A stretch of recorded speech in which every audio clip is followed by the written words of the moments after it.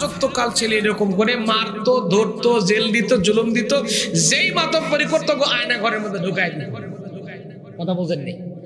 চিন্তা করতো জেল ফাঁসি দিলে একটু ঝামেলা হচ্ছে, ওকে আয়না ঘরের মধ্যে ঢুকাও, ঢুকাই রাখো, ওর খোঁজে যেন কেউ না পায়। এরকম এই কাজ ফেরাউন করে গিয়েছিল। এখন ওই ফেরাউন মার্কাকে যদি কেউ কাজ করে তাহলে বোঝা যাবে যে ওই একই লাইনের লোক। কথা বলেন না কেন? এবার আসেন, এই দুনিয়াতে ফেরাউন কিন্তু কোনো মানুষের নাম ছিল না। ফেরাউন ছিল একটা চেয়ারের নামে, একটা ফেরাউন ছিল একটা গদির নামে, একটা চেয়ারের নামে, একটা সিস্টেমের নাম ছিল ফেরাউন। আমার প্রিয় ভাইরা, ফেরাউন একটা চেয়ারের নামে, একটা গদির নাম। যেমন চেয়ারম্যান, মেম্বার, ইউনিয়ন পরিষদের চেয়ারম্যান, মেম্বার, এমপি, মন্ত্রী, এগুলো কিন্তু কোনো মানুষের নাম না, এগুলো একটা চেয়ারের নামে, একটা গদির নাম। ফেরাউন কোনো মানুষের নাম ছিল না, ফেরাউন ছিল একটা চেয়ারের নামে, একটা গদির নাম। যেমন করে পারস্য একটা দেশ ছিল, পারস্যের যে সমস্ত রাজা হতো তাদেরকে বলা হতো কেসরা, তুরস্কের রাজাদের বলা হতো খাতান, আবিসিনিয়ার রাজাদের বলা হতো নাজ্জাশী, আর মিশরের আমালেকা জাতির কিপ্তে বংশের যেগুলো রাজা তৈরি হতো এদের বলা হতো ফেরাউন। ফেরাউন শব্দের মানে হলো সূর্য দেবতার সন্তান। আমার প্রিয় ভাইয়েরা, তাফসিরে নুরুল কোরআনের মধ্যে এসেছে এই ফেরাউনের নাম ছিল, তাফসিরের কিতাবে পাওয়া যায়, এই ফেরাউনের নাম ছিল ওয়ালিদ ইবনে মাসআদ ইবনে রাইয়ান। এই ফেরাউনের হায়াতকাল ছিল 450 বছর। কতখানি? 450 বছর। 450 বছরের ভিতরে একটা দিনের জন্য ফেরাউনের জ্বর হয়নি, সর্দি লাগেনি, ঠান্ডা লাগেনি, কাশি লাগেনি, কিচ্ছু লাগেনি। 450 বছর ফেরাউনের কোনো অসুখ বিসুখ কিচ্ছু হয় না। লক্ষ্য করে দেখবেন অনেক মানুষের অসুখ বিসুখ কিচ্ছু হয় না।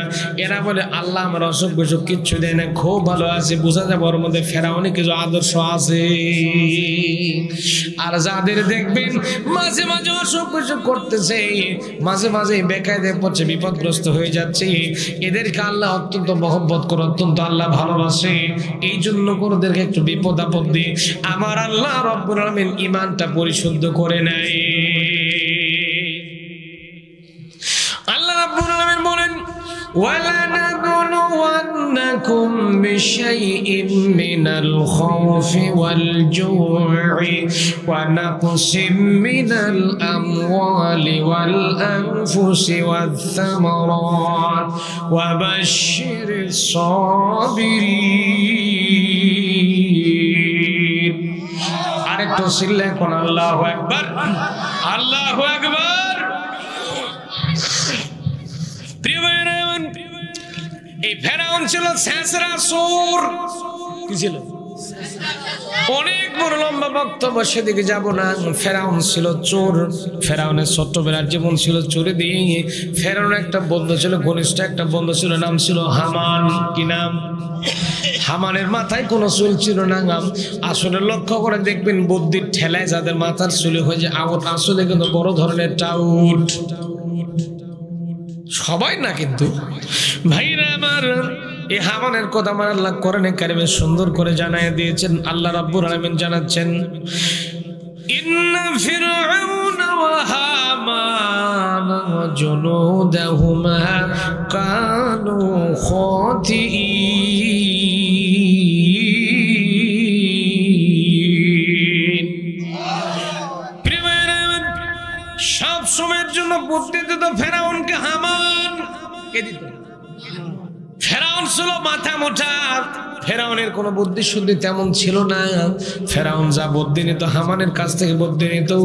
ফেরাউন যখন প্রধানমন্ত্রী হয়েছিল, ফেরাউন তার নিজের কাছের লোককে স্বরাষ্ট্রমন্ত্রী বানিয়েছিল। ফেরাউন ছিল দেশের প্রধানমন্ত্রী আর স্বরাষ্ট্রমন্ত্রী ছিল হামান। তাহলে তো দেশটা খুব ভালোই চলার কথা। কথা কই না রিবা, ঠিক কি না? ফেরাউন প্রধানমন্ত্রী, হামান স্বরাষ্ট্রমন্ত্রী। হামান সব সময়ের জন্য বুদ্ধি দেয়। আমার প্রিয় ভাইরা, আমাদের দেশের ফেরাউনকে সব সময়ের জন্য বুদ্ধি ঢালতো ওপার থেকে, দিল্লি থেকে আমার দেশের ফেরাউনকে বুদ্ধি দেওয়া হতো। ওই যুগে ফেরাউনকে বুদ্ধি দিত হামান, আর এই যুগে ফেরাউনকে বুদ্ধি দিত ভারত। ইসলামী আন্দোলনের যত নেতা কর্মীকে হত্যা করা হয়েছে সব বুদ্ধি দিয়েছিল দিল্লি থেকে। কয়েকদিন আগে বিবিসির একটা রিপোর্ট দেখলাম, আল্লামা সাঈদীকে দুনিয়া থেকে বিদায় করার জন্য বিবৃতি দিয়েছিল রয়ের এজেন্টেরা। এরা বুদ্ধি দিয়ে পরিকল্পিতভাবে আল্লামা সাঈদীর মতো মানুষটাকে ইনজেকশন দিয়ে দুনিয়া থেকে বিদায় করে দিয়েছে। এটার এক নম্বর মাস্টার মাইন্ড হলো ভারত। কে ভাইরা? এই আমি বলেছি আপনারা আগে অ্যাকশন শুরু করে দিয়েছেন নাকি? তাহলে ওয়াজ করার দরকার, এখন আসেন দোয়া করে দিই। মানে বুঝা গেছে আপনারা ওয়াজ শোনার পার্টি না, মানে আপনারা বুঝেছেন যে ওয়াজার দরকার না, এখন দোয়া টোয়া কথা না, পোলা খায় বিদায় হই। মানে পোলার দরকার নাকি? তাহলে আর ওয়াজ দরকার নেই, আসেন হাত তুলে দোয়া করি। আচ্ছা, কোরআনের আলোচনা শুনতে কি কষ্ট হচ্ছে আপনাদের? কষ্ট হচ্ছে? প্রিয় ভাইয়ের আমার, মানে বাড়ির গরু তো কুলির ঘাস খাতে চাই না নাকি?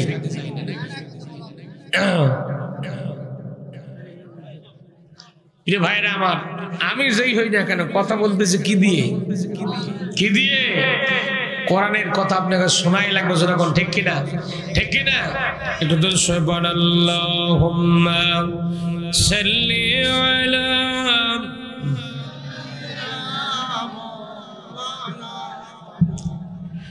ওয়া আলা আলি সাইয়্যিদিনা।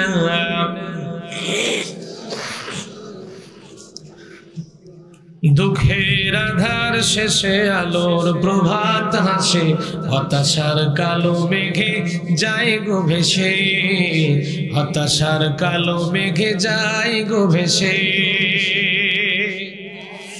দুঃখের আধার শেষে আলোর প্রভাত হাসে, হতাশার কালো মেঘে যায় গো ভেসে।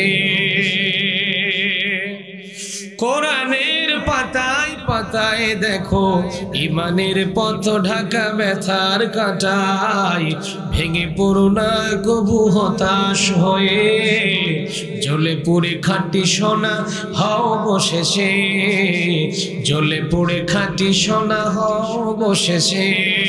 দুঃখের আধার শেষে আলোর প্রভাত হাসে, হতাশার কালো মেঘে যায় গো ভেসে, হতাশার কালো মেঘে যায় গো ভেসে।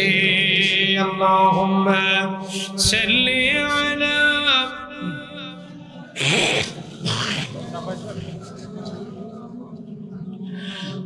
ওয়া আলা আলি সাইয়্যিদিনা।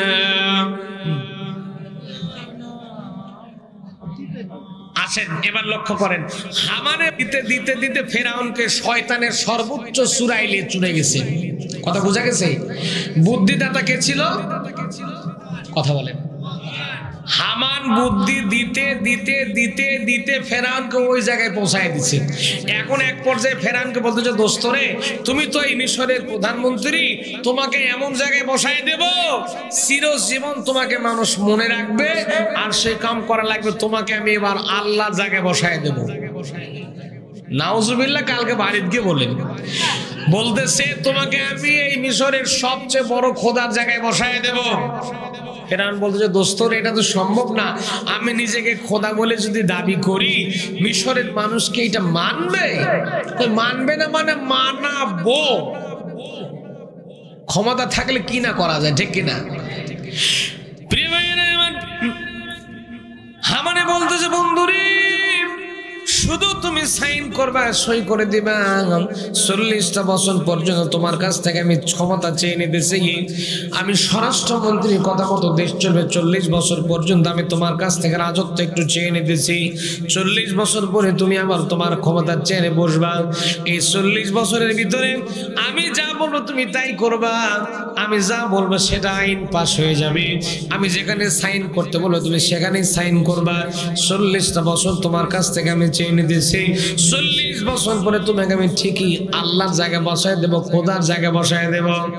আমার প্রিয় ভাইয়েরা, ফেরাউন বলে ঠিক আছে তাহলে তাই করা লাগবে, তুমি সেই কাজটাই করতে শুরু করো। ফেরাউন তখন হামানকে বুদ্ধি দিতে লাগলো। ফেরাউন তখন হামানের কাছে সব ক্ষমতা ছেড়ে দিল, বলে তুমি যা বলবে তাই হবে। বুদ্ধি মারে হামান, কাজ করে ফেরাউন। বুদ্ধি মারে দিল্লি, কাজ করে এই ফেরাউন। কথা কন না কেন? ওরা চাই না, ওরা চেয়েছিল বাংলাদেশের মুসলমানদেরকে একটু আস্তে পিষ্টে জড়িয়ে রাখতে, বাংলাদেশের উপরে একটু হুকুম তকম করার জন্য চেষ্টা করেছিল। বাংলাদেশের 16-17 কোটি মুসলমান সজাগ আছে। বাংলাদেশের মুসলমান কখনো কারো কাছে মাথা নত করবে? করবেন? জীবন চলে যাবে, মুসলমান জীবন দিতে রাজি আছে, তারপরও বাতিলের কাছে মুসলমানেরা মাথা নত করে না।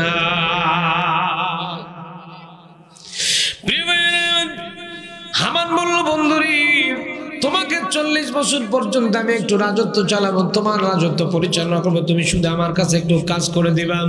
40 বছরে করলো কি? প্রথম 10টা বছর যখন চললো, প্রথম 10 বছরে আল্লাহর নাম কারা কারা নেয় একটু লক্ষ্য করে দেখো। ঘরে ঘরে খোঁজ নাও, কে কি করতেছে, কে কি করতেছে।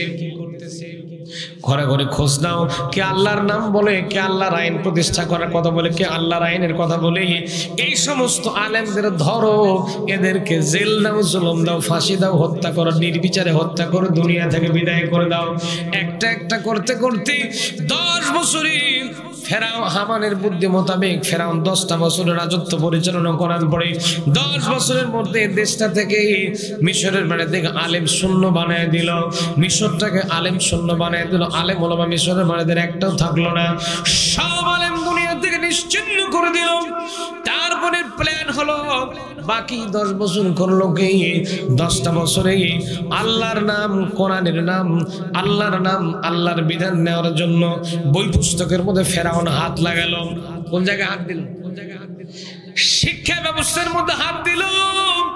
শিক্ষা বই পুস্তকের ভিতরে হাত দেওয়ার পরে বোঝালো বই পুস্তকের মধ্যে আল্লাহর নাম দেওয়া যাবে না। আমার ভাইরা, আমাদের কপাল বড় ভালো, কপাল বড় ভালো, কপাল বড় ভালো। আমাদের শিক্ষা ব্যবস্থা যেই দিকে যাচ্ছিল, একটা পুরাপুরি মূর্খ জাতি তৈরি হতে বেশি দিন লাগতো না। আমাদের পাছায় নাকি একটা থাকে, বান্দরের পাছায় কি থাকে? কথা কন না কেন? আমাদের ছেলে মেয়েদেরকে শিক্ষা দেওয়া হচ্ছিল বই পুস্তকের মধ্যে। কিছুদিন আগে শিক্ষা দেওয়া হয়েছিল বান্দরের মতো আমরা নাকি বান্দরের গোষ্ঠী ছিলাম, বান্দরের জাতি ছিলাম। আমাদের পাছার মধ্যে একটা লেজ ছিল, এই গাছ থেকে ওই গাছ থেকে লাফালাফি করতে নাকি লেজ খুলে আমরা মানুষ হয়ে গেছি। এটা কি পাগলও বিশ্বাস করবে? শুধু তা নয়, আমাদের বাচ্চাদেরকে, মুসলমানদের বাচ্চাদেরকে প্রায় 92 থেকে 96% মুসলমানের দেশ, মুসলমানদের বাচ্চাদেরকে শিক্ষা দেওয়া হচ্ছিল পাটা কেমন করে বলি দেয়, দুর্গার প্রসাদ কেমন করে খাওয়া লাগে, কালীর প্রসাদ কেমন করে খাওয়া লাগে। এই জিনিসগুলা মুসলমানদের বাচ্চা কাচ্চাদের শিক্ষা দেওয়া হচ্ছিল, মুসলমানদের বই পুস্তকের মধ্যে ঢুকে দেওয়া হয়েছিল। আপনারা কোন জায়গায় থাকেন ভাইরা? বাড়ির তো থাকিসই বা তুই।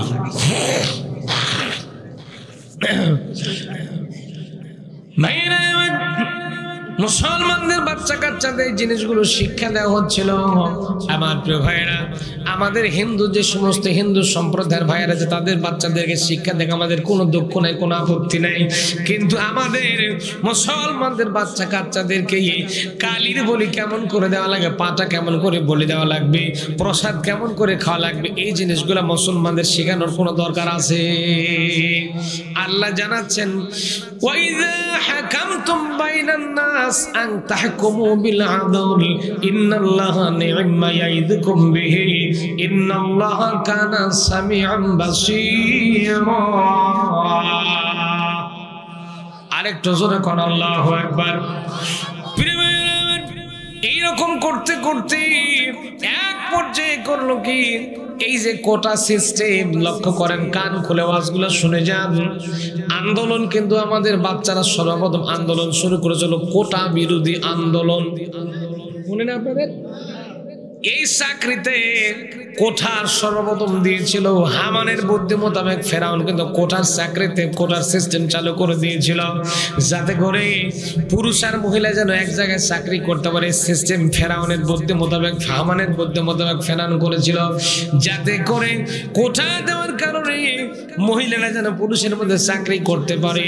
মহিলার পুরুষ যখন এক জায়গায় চাকরি করবে, এদিকে শয়তান কিন্তু ঘরের মধ্যে বসে থাকবে। শয়তান একটা সুন্দরী মহিলা যখন আপনার সাথে চাকরি বাকরি করবে, আপনি যত বড়ই পীর সাহেব হন না কেন তাকাবে। কথা কই না, আরে কথা কই না। যত বড় পীর সাহেব হন না কেন, সুন্দরী মহিলা যখন আপনার কলিগ হবে, সুন্দরী মহিলা যখন আপনার সাথে চাকরি করবে, চিন্তা করে একটু চান্স নিয়ে দেখি। কথা কন না কেন, কথা কন না কেন, ঠিক কিনা ভাইরা? কোটা সিস্টেম চালু করলো হামানের বুদ্ধি মোতাবেক। ফেরাউন কোটা সিস্টেম চালু করে দিয়েছিল, কোটা দিয়ে মহিলার পুরুষদেরকে এক জায়গায় চাকরি বাকরি করতে লেগে দিয়েছিল। এইরকম করে যখন 40টা বছর পার হয়ে গেছে, 40 বছর পরে যখন দেশের মধ্যে একটা অরাজকতা তৈরি হয়ে গেছে, মুসলমানদের মধ্যে একটা বিভেদ তৈরি হয়ে গেছে, মুসলমান আর মুসলমান এক জায়গায় থাকেনি, বিভিন্ন জন বিভিন্ন জায়গায় সেটকে চলে গেছে। এই সুযোগে ফেরাউন হামান তখন ফেরাউনকে ডাকতে বলে, দোস্ত রে, এবার দেশের মধ্যে সব ফুলফিল হয়ে গেছে, এইবার তোমাকে একটা কাজ করা লাগবে। সেটা হলো তুমি এইবার একটা বানার জন্য ঘোষণা দিয়ে দাও, তোমার চাইতে বড় খোদা মিশরে একটাও নাই।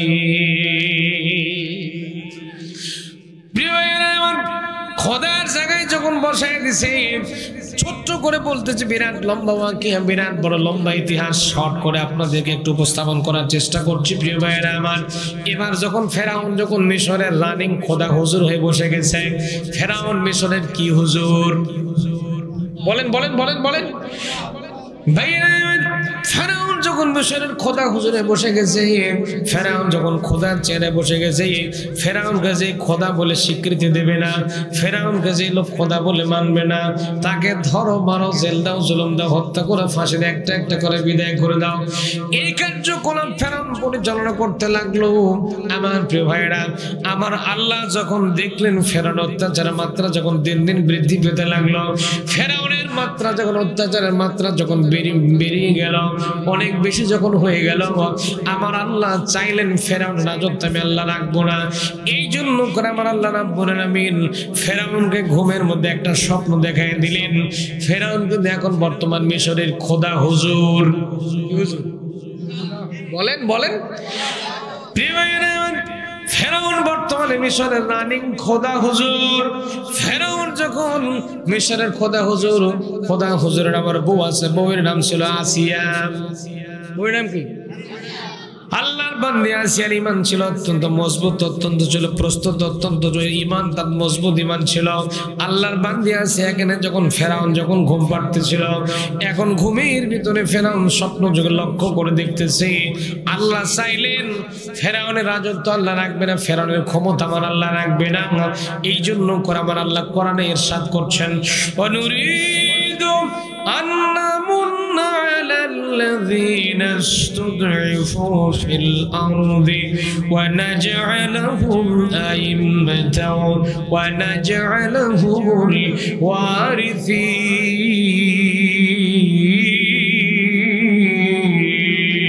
ওয়ারিসিন। আরেকটু জোরে সরে বলুন আল্লাহু আকবার। ভাইরা আমার, ফেরাউন যখন ঘুমিয়েছে, স্ত্রী কেনে ঘুমাচ্ছে, আসিয়া কেনে ঘুমাচ্ছে, আল্লাহর বান্দী আছে এখানে যখন ফেরাউন ঘুমাচ্ছিল, বউ কেনে যখন ফেরাউন ঘুমাচ্ছিল, ঘুমের ভিতরে যখন আমরা স্বপ্ন দেখে মনে করেন স্বপ্নের মধ্যে বাঘ দৌড়াচ্ছে, আমাদেরকে বাঘ ধাওয়া করতেছে, তখন কিন্তু ঘুমের মধ্যে শরীর ঘেমে যায়। আপনাদের বুঝি ঘামে না, তাহলে আমাদেরই ঘামে নাকি?